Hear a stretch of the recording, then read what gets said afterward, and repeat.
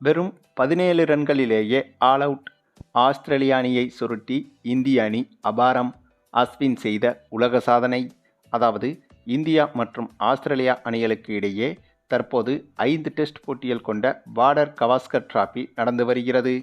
மேலும் இந்த தொடரில் முதல் டெஸ்ட் போட்டியில் இந்திய அணி 296 ரன்கள் வித்தியாசத்தில் அபாரமான வெற்றியை பதிவு செய்திருந்தது. இதனால் 5 போட்டிகள் கொண்ட தொடரில் 1-0 என்ற கணக்கில் தற்போது இந்திய அணி முன்னிலை வகிக்கிறது. மேலும் இது ஆஸ்திரேலிய அணிக்கு கூடுதல் பிரஷராகவும் மாறிவிட்டது. ஏனென்றால் ஆஸ்திரேலியா மண்ணில் இந்திய அணி முதல் போட்டியை வெற்றியோடு தொடங்கியிருப்பது என்பது ஆஸ்திரேலிய அணிக்கு சவால் விடுவது போல அமைந்திருக்கிறது. அதே சமயம் முதல் போட்டியில் பட்ட தோல்விக்கு அடுத்தடுத்த போட்டியில் ஆஸ்திரேலிய அணி பதிலடி கொடுக்கும் என்றுதான் பலரும் பேசி வந்தனர். அப்படி இருக்கும்போதுதான் இந்த இரு அணிகளுக்கான 2வது டெஸ்ட் போட்டி தொடங்கியிருந்தது. இந்த போட்டியிலும் பலரது எதிர்பார்ப்புக்கும் எதிராகத்தான் மீண்டும் சில சம்பவங்கள் அரங்கேறியிருக்கிறது. ஆமாங்க, இந்த 2வது டெஸ்ட் போட்டியில் இந்திய அணி பேட்டிங்கில் அபாரமான முறையில் விளையாடி 702 ரன்கள் வரை குவித்து உலக சாதனையவே படைத்துவிட்டது. அதேபோல பந்து வீச்சிலும் முதல் இன்னிங்ஸில் ஆஸ்திரேலிய அணியை வெறும் 29 ரன்களில் சுருட்டி உலகின் எந்த அணியும் செய்ய முடியாத சரித்திர உலக சாதனையை செய்து காட்டியது இந்தியா.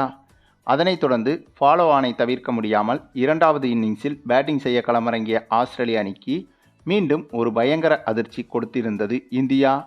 ஆமாங்க, அது என்னன்னா, முதல் இன்னிங்ஸில் 29 ரன்கள் எடுத்திருந்த ஆஸ்திரேலிய அணி ஃபாலோ ஆனை தவிர்க்க முடியாமல் 2வது இன்னிங்ஸில் மீண்டும் ஆஸ்திரேலிய அணியே பேட்டிங் செய்ய களமிறங்கியது. அதாவது கிட்டத்தட்ட 673 ரன்கள் பின்தங்கிய நிலையில் 2வது இன்னிங்ஸை ஆடத் தொடங்கியது ஆஸ்திரேலிய அணி. அப்போது முதல் 4 ஓவர்களை பும்ரா, முகமது சிராஜ் உள்பட ஃபாஸ்ட் பவுலர்கள் வீச அந்த சமயம் ஆஸ்திரேலியா பேட்ஸ்மேன்கள் நிதானமாகவே விளையாடினார்கள்.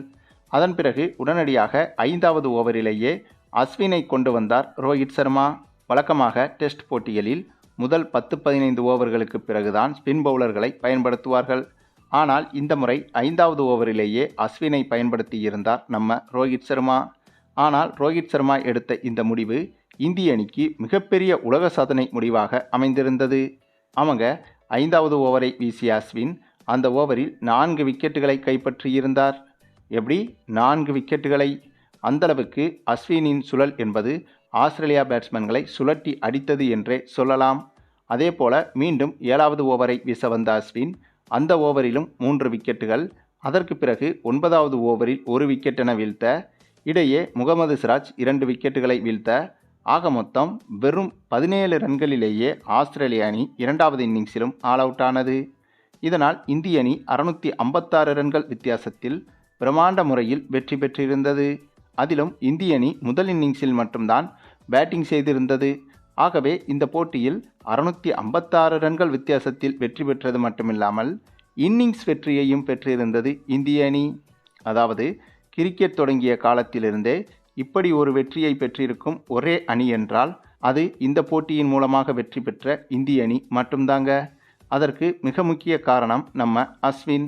சரி, நீங்கள் சொல்லுங்கள், இந்திய அணியின் இத்தகைய தொடர்ச்சியான மிரட்டல்களான பெர்ஃபார்மன்ஸ்களை பற்றி நீங்கள் என்ன நினைக்கிறீங்கன்னு உங்களுடைய கருத்துக்களையும் கமெண்டில் தெரிவிங்க.